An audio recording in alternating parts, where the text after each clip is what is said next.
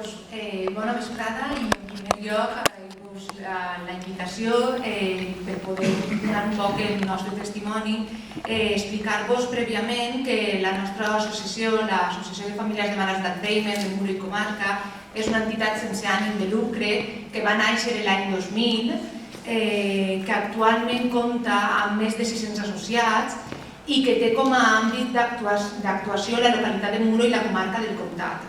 La finalitat de la nostra associació és millorar la qualitat de vida de les persones malaltes d'Alzheimer i d'altre tipus de demència.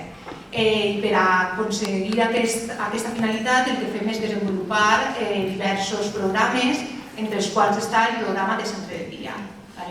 El centre de dia Benicadell és un centre que està en la localitat de Muro. La titularitat del centre és de l'Ajuntament de Muro, però nosaltres gestionem tot el que és el centre.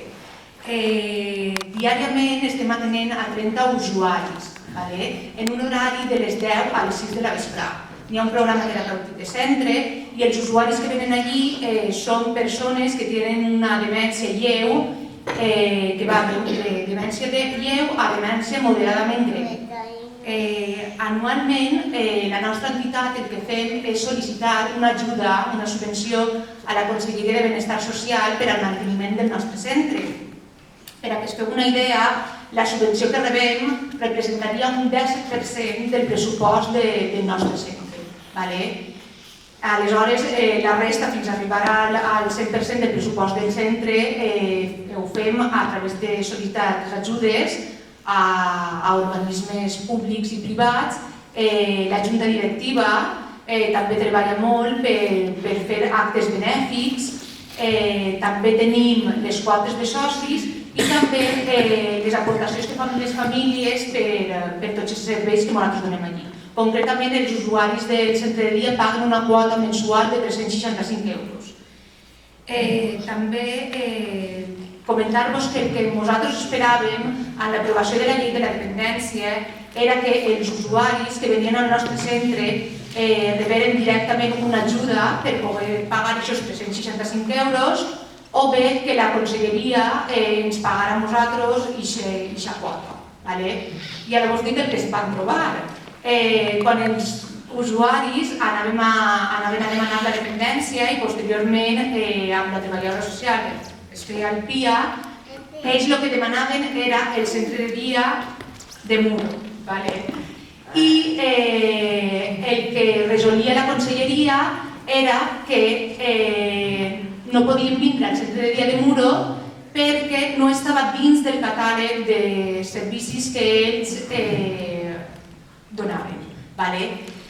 Entonces es donava un altre centre de dia, donava un centre de dia concretament d'alcohol.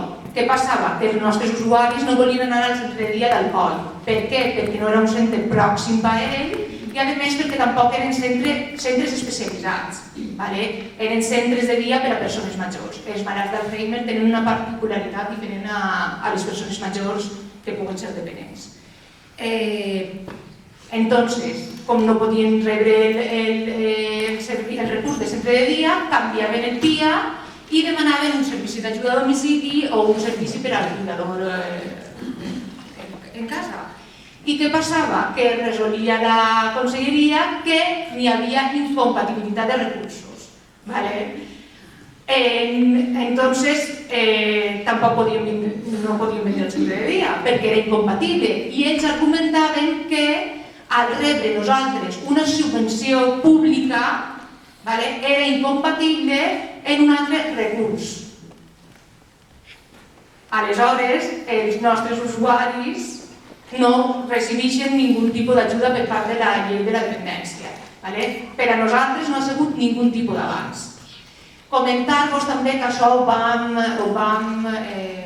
fer una denúncia ante el síndic de Greuges i ens contestaven aquestes coses que jo vos he dit i també contar-vos que nosaltres, els tècnics i els membres de la Junta, vam estar estudiant en els tècnics de Conselleria el poder-se adherir al catàleg de centres que pot proposar la llei de dependència. i vam veure una sèrie d'inconvenients que ara us detalle i que van fer que desestimarem el clavar-se allà dins. Per una part, si nosaltres clavàvem allà dins, tindríem places públiques i places privades. Què passaria en les places? Bé, no us he comentat antes, però els nostres usuaris, la tarifa és única, tant siga la seva renda com també siga el seu grau de dependència.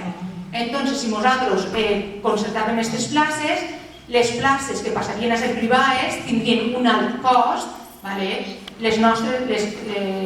tarifa seria aproximadament d'uns 800 euros, per tant, deixàvem a aquestes persones que tenien que accedir a les places privades i que no havien demanat la llei de la dependència, pagar 800 euros per a ells anava a ser de 365 a 800, una barbaritat.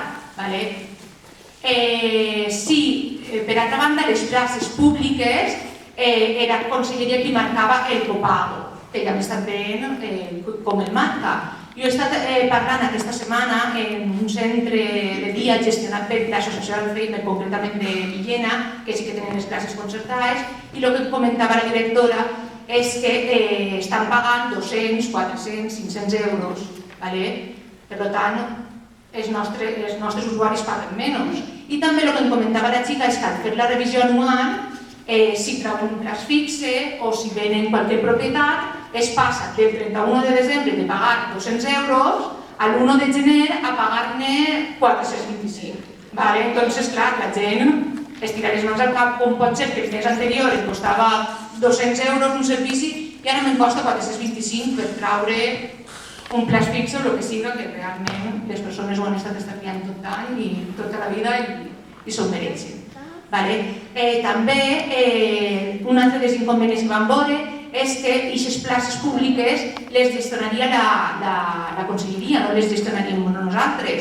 I entonces el nostre centre no seria ja un centre especialitzat, sinó que atendríem a tot tipus de patologies que foren dependents.